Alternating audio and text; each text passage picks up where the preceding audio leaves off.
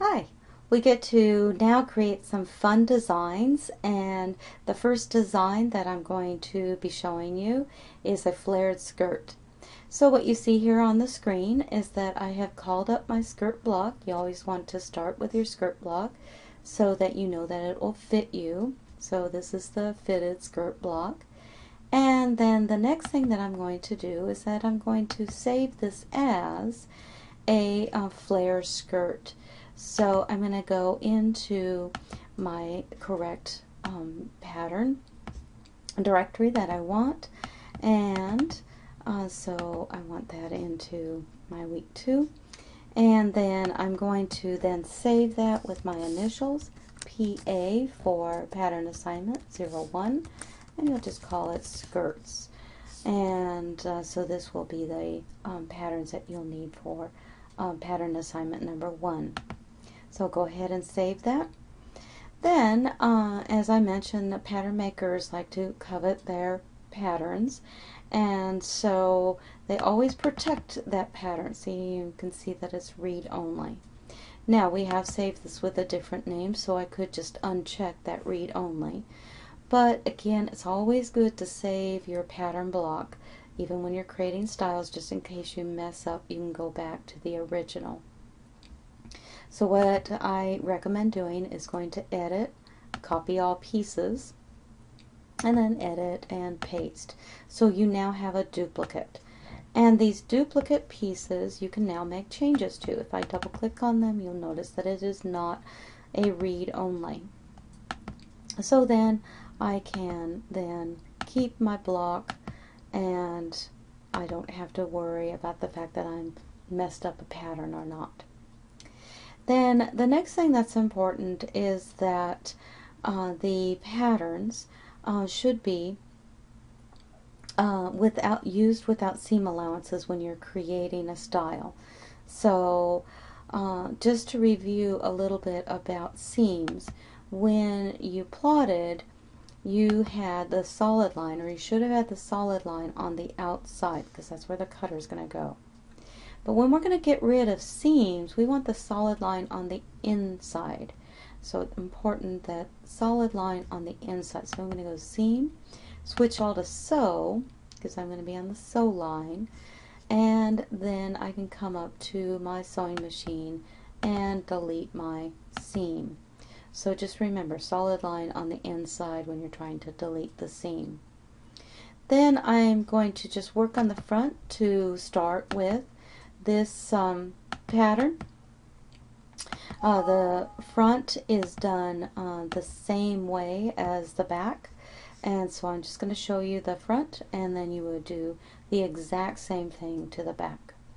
So if you take a look at your pattern book, the illustration shows that the first thing that you do is select the dart that's closest to the side seam. So I'm going to select that dart. Then I'm going to go up to the dart tool and select rotate dart to point. Now you see that I have a line. So if you're looking at the book, the first step that she had said is to draft a line. So here's that line that I'm going to draft. Then I'm going to click on my hem. It's just asking where. I'm just going to click on OK. And it placed a point. Now if you flip over on your page, it will then say to cut or slash and then close your dart.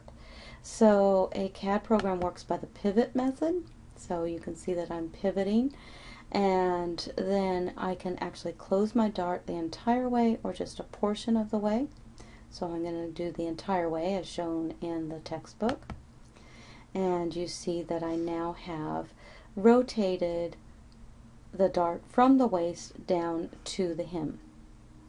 Now the next thing that the book then says is to measure the amount of the opening of my flare. Now this measurement right here is going to vary depending upon your size, but for me it's 8.363. So I'm going to go to my calculator and put in 3.863, excuse me, and divide that in half as indicated in the book. So it says to take that amount, divide it in half. And then I'm going to get 1.93. So what the book is then saying is that we want to add a flare to the side seam that's half the amount of this opening. So I'm going to select my hem up to my high hip as shown in the book. See, I'm following the same principles as what's in the book. So I'm going to then pull out for my side. And since I'm on a slight angle, I'm going to go ahead and put in the amount that was on my calculator, and I can just do to the 100th place. That's perfectly fine. And then click on OK. Now you notice that I have a bit of a curve here, and if I kept in that point, it would be a little hippie. So I can bring in my curve ruler if I want to smooth it out, or I can just kind of bring in this point so it's just not quite as hippie. And then I can take any point that I want here and I can get rid of it if I just want to delete a point.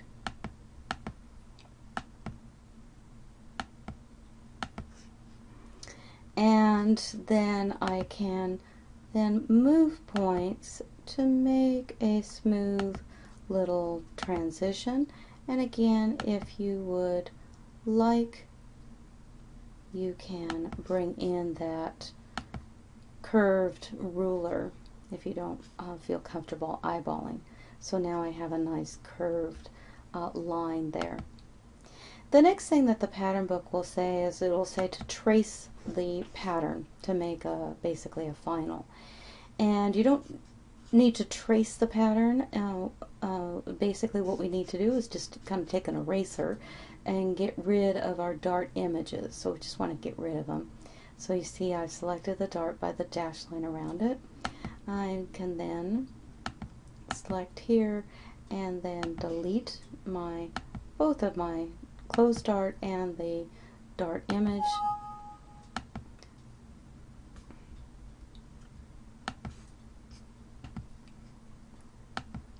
So I just want to select my piece.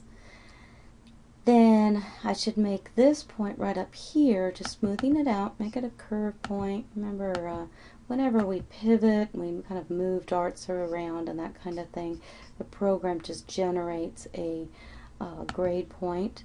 And then I want to just kind of smooth out my line. You always have to kind of smooth out lines whenever you have pivoted stuff and move things around.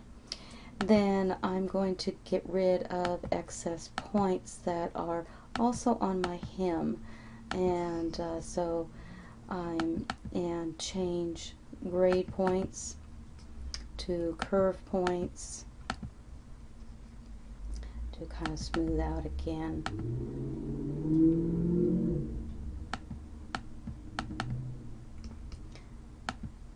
Smooth out my line.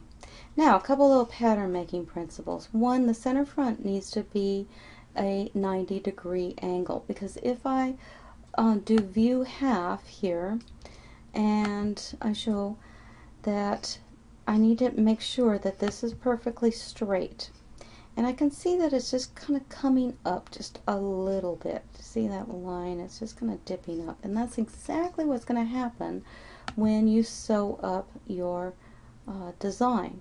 So I want to make sure that I can bring that down here so that it's nice and even.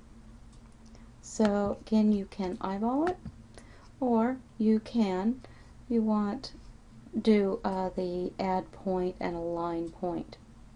The other thing as well is that if you go over here to your corners, that these also need to be 90 degrees, and it's not quite 90 degrees here. And so what I want to do is that I want to add a point, and I want to just make it a straight point there. And then I want to go ahead and I want to move that point so that it is indeed 90 degrees. Just right here is 90 degrees from each other. And I moved it just a hair too far. And so now I can see that that's 90 degrees right there in that corner. So that's just adding a little extra finesse. Now, when I'm looking at my grain line should be parallel to my center front, or it can be placed on the bias. So if we want to place it on the bias, one approach is to take the draft tool, and it looks like a pencil, and just draw a small line. Doesn't have to be a big line, just a small little line. And then in my angle, put 45 degrees, because a bias is a true 45 degrees. Then I can say to my grain line parallel to segment. See, this segment right here is highlighted.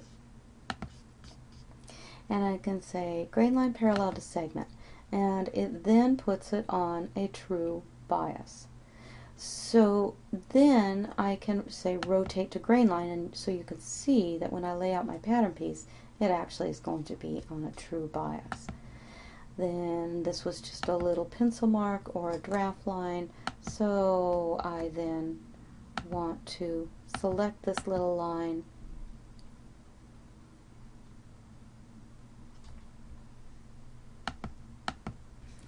and get rid of that little line there. And I can then move my piece. Then you just want to double check on your labeling, make sure that your labeling is right. This is just a front, and my description here, I should not have anything that I'd rather, and global info is where I should have my style name. So your initials, PA01. Go ahead and apply and close it. Then the last thing that you want to do is add your seam allowance. So I'm going to come up to the sewing machine. I'm going to click on any point, and then I type in 0.5 and click on apply. Then last, to get it ready to plot, I would go switch all to cut and make sure that the line is on the outside.